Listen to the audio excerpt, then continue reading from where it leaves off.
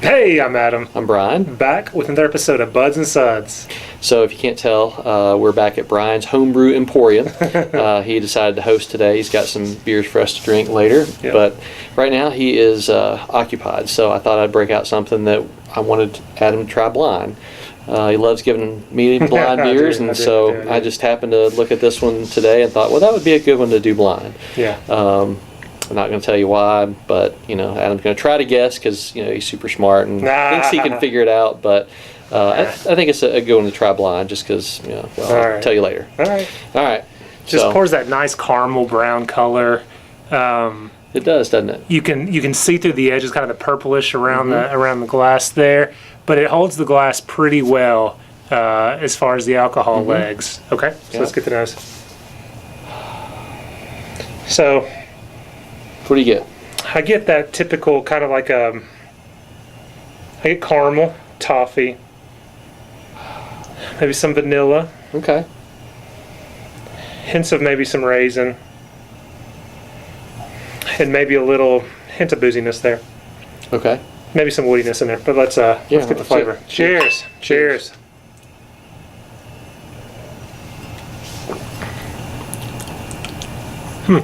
Okay. More fruity flavor on that initial sip. I'm kind of getting fig, dark cherry, raisin, plum. Okay. Behind it, there's a sweetness, a bready sweetness, sugary sweetness, brown sugar sweetness. Okay. Another sip.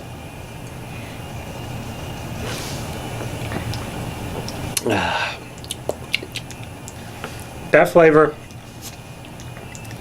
almost get it like a tannin. I'm getting that really, hate to make you all laugh, but teabag across the tongue. We're just kids doing this. But anyway, but I get that, that tannin type flavor. More kind of like burnt sugar to it. Okay. You get anything else? Like adjuncts, barrel aged or not? I think I'm thinking it's oak or bourbon. I think it's probably oak barrel aged. Okay. I definitely get some tannin quality, some woodiness to it. I get a fruitiness in that third sip again. This kind of raisin, this dark raisin fig. Definitely get this kind of burnt sugar, toffee, caramel back to it. Yeah. So, all right. What about style? What would you?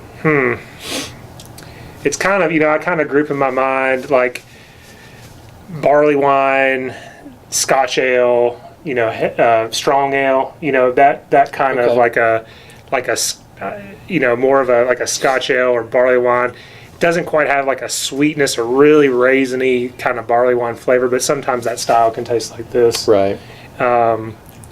So yeah, I'm guessing some sort of like oak barrel aged Scotch ale. It's kind of, I think there's some ABV to this too. 10-12%.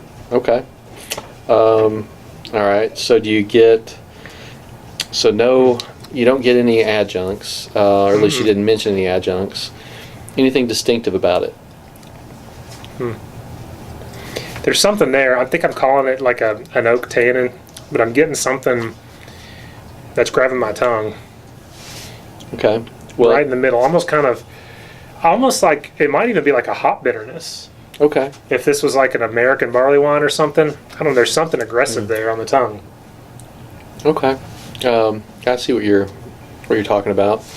So as far as my description, very similar. I know it's not a barley wine, just because it's my beer I brought, but I can see why it would be confusing because it's got a lot of the same nose, and as far as the flavor, it's got some of the same flavors. It's got it should have some things in it that make it more distinct, and I have to admit I'm really struggling to get that. So that makes it a lot more tough. But I mean, you nailed it. So we have not reviewed this one, which is why I brought it. Backwoods Bastard. Backwoods Bastard. 11%. This is the 2018.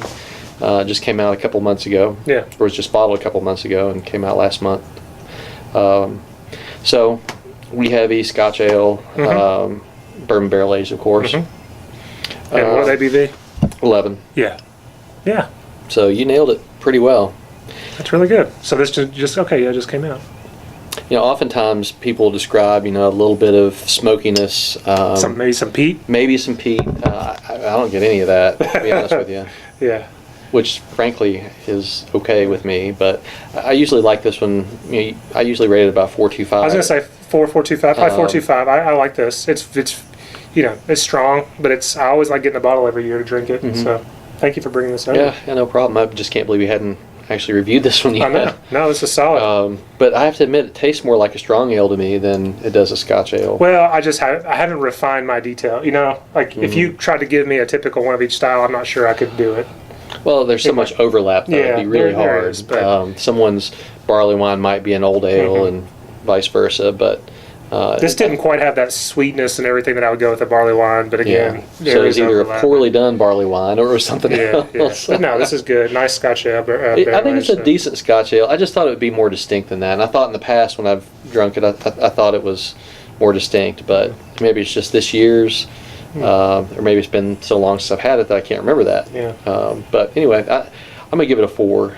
I was a little disappointed. I thought it would be a little more distinctive than that. Kind of right in between. I'm going to give it a 4.25, but I'm kind of 4, right in the middle. Okay. Yeah. So, anything else? No. As always, guys, if you can't have the beer you love the beer you have. Thanks.